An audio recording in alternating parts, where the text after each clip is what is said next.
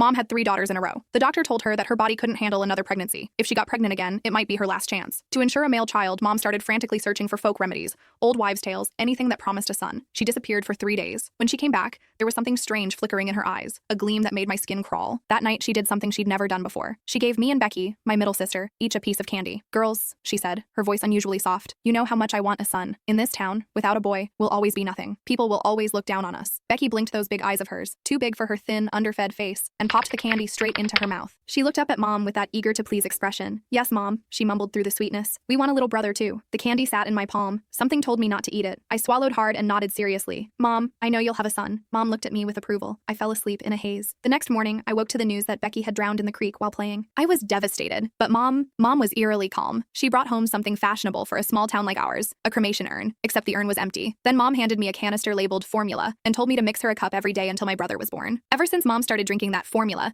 her belly grew bigger and bigger. Half the town said she was carrying twins. Others said the way her belly came to a sharp point meant it was definitely a boy. Mom couldn't stop smiling. Just one baby, she'd say, beaming. He's just big, well-nourished. The child really was enormous. Mom's belly swelled up like a watermelon, purple-red stretch marks crawling up toward her chest. She was always complaining about how itchy those marks were, scratching at them until they looked even more horrifying. Raw, angry lines across her skin. Lately, as she got further along, she kept saying her belly felt hard as a rock. Whenever that happened, a cup of that formula would bring color back to her face and calm her down. She even stopped cursing at me as much. But the powder in that canister was running out. I told Mom there wouldn't be enough to last until the baby was born. Should we get more? The moment the words left my mouth, Mom's eyes locked onto me. After I cowered and trembled for a moment, she shook her head. I'm going to stay at Grandma's for a couple days, she announced. I didn't dare argue. Even without her saying it, I knew. Mom was going to get more formula. Sure enough, when she came back, she said my youngest sister Sarah had been in a car accident. She brought home another empty urn. At the same time, she handed me a sugar canister. It was filled with that same fine, odorless powder. Nothing like milk formula at all. Following her instructions, I mixed the two powders together. I overheard her muttering to herself, good thing I kept the smaller one as backup. Otherwise, how would I feed my precious baby boy? Every hair on my body stood on end, but I could only pretend I hadn't heard. Mom's labor was brutal.